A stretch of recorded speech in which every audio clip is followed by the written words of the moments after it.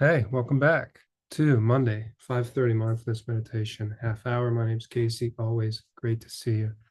The practice of meditation and yoga, which is pretty much two modalities of the same thing. Yoga is meditation and movement. The meditation we focus on here is traditionally in mindful stillness, stopping and looking deeply. But many different ways to meditate. The practice of meditation and yoga are purely self-accountable practices. You hold yourself accountable.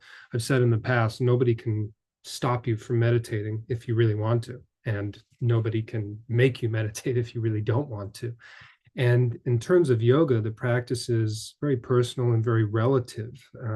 For instance, lifting weights, you can either bench press the amount of weight or not, right? It's a yes or no.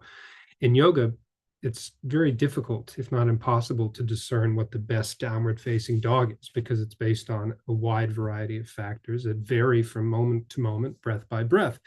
Um, I don't, as a yoga instructor, know what someone's best downward facing dog looks like or feels like. Chances are the student might not know either until they're in that moment. And then the moment changes, we come out of the pose, and that self accountability continues. And the purpose of these meetups over the years, I don't believe is about holding the people who arrive or you. I don't think it's about holding you accountable. I think that these meetups are more to support your practice and to give you different ways to think about and understand your practice and what that might entail. But because I'm the one doing the meetups, that these are holding me accountable, self-accountable to my own practice. And there are many times, since these meetups are never scripted and probably never will be, oftentimes I'm sort of fleshing out ideas and concepts in real time, some of which are not completely formed ideas. And only in the moment of speaking them out loud do some of these ideas or these concepts connect. And I start to understand my own practice in a deeper way just by expanding on it and verbalizing, the things that are relevant to me, because that's all these meetups are. It's based firmly in my own experience and my own meditation practice. That's where I come from. And same with yoga too. My teaching of yoga classes is firmly, deeply influenced by my own personal practice of vinyasa and yin and hot yoga. So, the self accountability here is always developing, and these meetups give me a very beneficial outlet to kind of discuss and dive deeper into these ideas and concepts, some of which are developing in real time as I talk about them. And last week I said something. I said meditation and mindfulness don't change the things that you do; they change the way that you do them. So when you wake up, you have to brush your teeth, or you have to go to work. You have to do these things to make your way throughout the day. And mindfulness and meditation might not change your day-to-day routine, and that's fine, but it may change the way with which you go about your day, the level of consciousness with which you move and navigate throughout your moment by moment, hour by hour, day by day existence. And the story that I brought up last week was the Zen student became enlightened, and he asked his Zen master, "What do I do now?" And the Zen master said, "Well, if you're enlightened, go do the dishes, clean your bowl, right? Go wash your bowl." Um, in Zen, they say, "Chop wood, carry water," which is a reference to the seemingly mundane, ordinary tasks that are done on a daily basis in a monastery. And the Zen adage goes, before enlightenment, chop wood, carry water. After enlightenment, chop wood, carry water.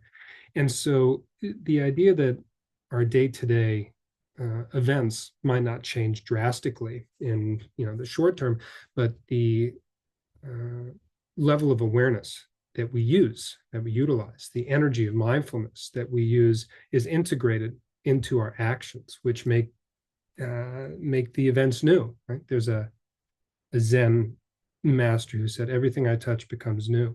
And he was talking about the nature of meditation, the nature of the present moment, how nothing is ever repeated. There are patterns that we can pick out, but everything in the present moment is here. I've said in yoga, you never do the same pose twice.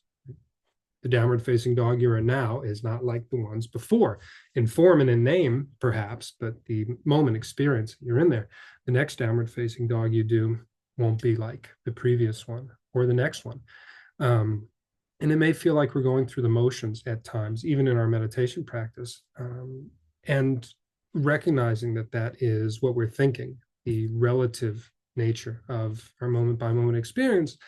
Sometimes we're not as deep.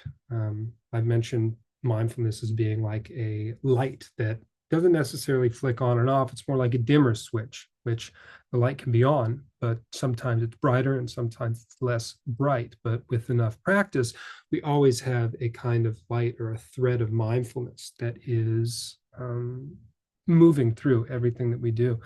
And recently I've noticed that I've been spending time on my phone, not more time necessarily, but I've just become more aware of how much time I spend on my phone, which I think we all do.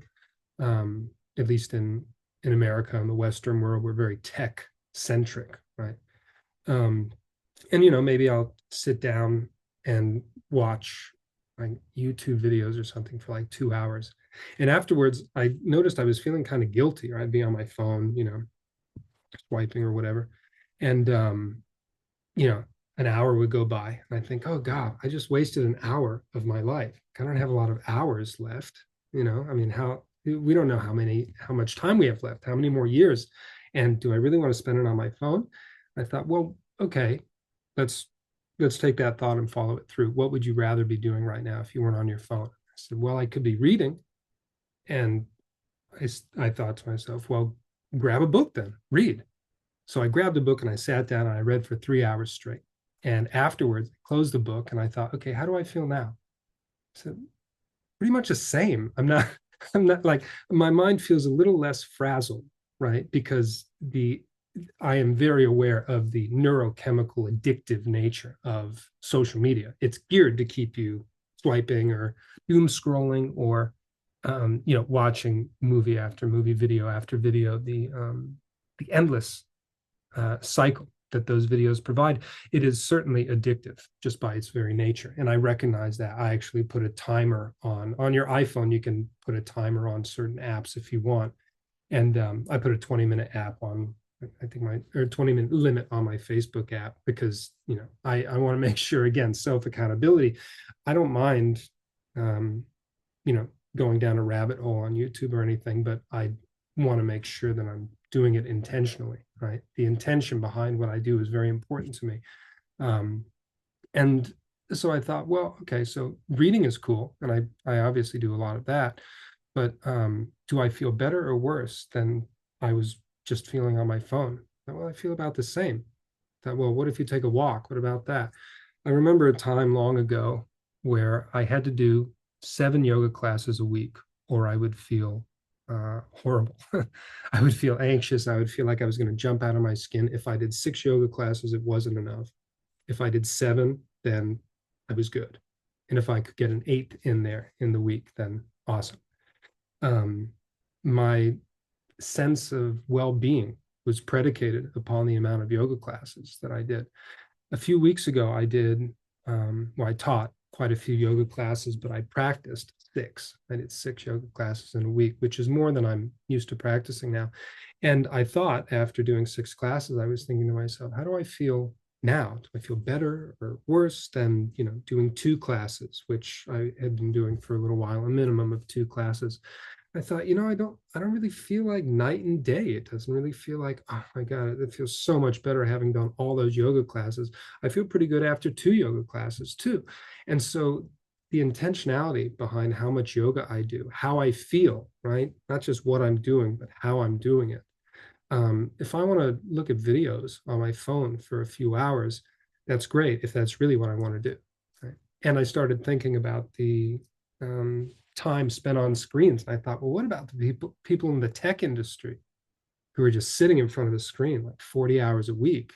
They get paid to just stare at the screen and work like that. Or what about content creators, so-called, that just live online, making videos, editing videos, posting videos, engaging online. How many hours do those people spend? And of course, it's all relative, but this is me keeping it in perspective and holding myself accountable. 2 hours on the phone might actually not be that bad if you're doing it intentionally, if you recognize how it makes you feel when you're doing it. All of this is informed by my meditation practice, because when we meditate, we sit down and we do nothing, but we do it intentionally, right? Took I listened to a 3 hour seminar on self-control, which was interesting. And it was talking about how people have less self-control at night, which is when most crimes occur, because the energy that it takes to maintain your self-control and enforce that sort of um, level of self-control diminishes throughout the day as your energy is used up. And it also noted that the use of alcohol, right, the intake of alcohol, was one of the driving factors behind violence, which mostly occurred at night, which crimes mostly occurred at night. So when we get towards the end of the day and we're exhausted, self-control is harder to come by, which might explain why we just, you know, hop onto our screens at the end of the day and just think, God, let me just veg out here, right? But to sit still and do nothing, to hold ourselves accountable, to just be in the present moment and breathe, right? To be there fully, notice how we feel, taking moment by moment, breath by breath. That is, I think, one of the greatest exercises of self-control. To sit still, do nothing, bring your body under voluntary control, voluntary stillness. I think that that reflects a deep level, perhaps the deepest level of self-control, is a meditation practice. And then when you integrate that and become familiar and develop your practice, then that expands into everything else that you do, whether it's reading, whether it's yoga, whether it's walking, whether it's on your phone, whether you're writing, or, you know, whether you're doing anything.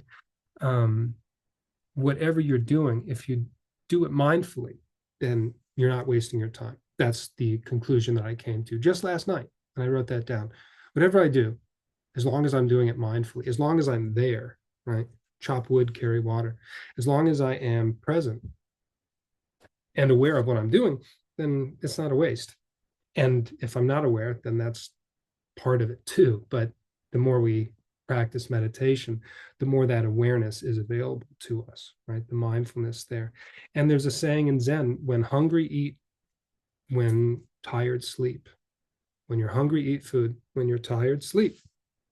And it just speaks to the natural day-to-day events that we either need to do or, you know, we make ourselves do. Um, and finding that natural sort of ebb and flow with our day-to-day existence through the practice of mindfulness, through that self-accountability, through the intentional effort and energy that drives us. I really can't think of a better exercise in self-control than mindfulness and meditation and stillness, formal meditation practice. And in the seminar, the guy was talking about some marathoner who ran a marathon in a different state for 50 days straight. I ran a marathon every day in a different state for 50 days. And they were talking about how that was self-control. I'm like, well, that sounds more like suicide to me. That sounds absolutely ridiculous to me. I would never, that's like obsessive, right? I don't know if I'd say self-control, but that's what they were arguing. But I think, yeah, it's cool to run a marathon every day for 50 days. But can you sit still? Not the guy who runs, but I mean, anyone, like, can you sit still? It's cool to be able to do a bunch of stuff, to get a lot of stuff done, but can you be mindfully still? Can you do nothing mindfully, intentionally? And that requires a huge amount of self-control and total self-accountability. If you don't want to meditate, no one's going to make you, right? And if you do want to meditate, nobody can keep you from that, because you can do it with your eyes closed. You can do it with your eyes open. You can do it walking. You can do it lying down. You can do it doing a yoga class, whatever. Um, the level of self-accountability that comes with meditation, the level of self-control that we hone or that we increase and develop through our meditation practice, I think is some of the most valuable elements that we use in our capacity of being human, in our human experience, moment by moment, breath by breath.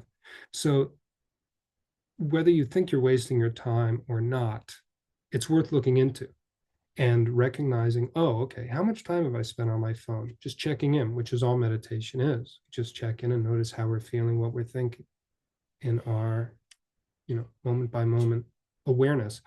We can decide for ourselves, is this really aligning with my true nature? Should I read a book instead? How do I feel when I read a book? How do I feel when I binge a show for 4 hours? How do I feel when I take a walk? How do I feel right now? Right? Meditation. How do I feel right now? And not taking that personally, just noticing, recognizing it and thinking, well, should I do anything about it? Because maybe you don't have to. Maybe you don't have to. Maybe you're right where you need to be intentionally, right? And we could argue with the present moment. You're always right where you need to be. Otherwise, you would be somewhere else, right? Um, but are we here now intentionally, right? Are we holding ourselves accountable in a way that makes us feel like we're not wasting our life, that we're living um, in the moment fully, completely? And every time we sit down to meditate, that self-control, that self-accountability sets in. And the more we do that, the more we familiarize ourselves with that practice, the um, the better our life is. Right? The more we approach our day-to-day existence, chopping wood, carrying water, eating, sleeping, we do these things mindfully, not because we have to, but because we get to. Right? Sometimes in yoga, I'll say, breathe because you want to, not because you have to. Breathe because you get to. Right? Everybody's breathing, but do they know that? When we meditate, we get to know that. We get to know what we're doing right here, right now. And those are some takeaways from my own practice, some of which just kind of came to the surface yesterday. So thanks for letting me share that. Find yourself in a comfortable seated position. We have 10 minutes of your own practice, meditation, formal, but relaxed, long spine, few deep breaths on your own. See you in 10 minutes.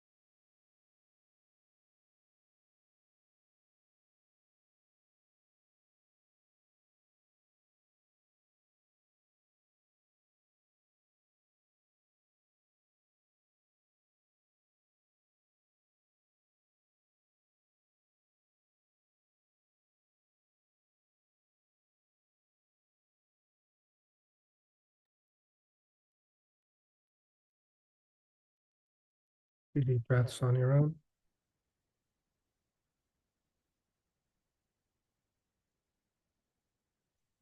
Whenever you're ready, gently blink your eyes open.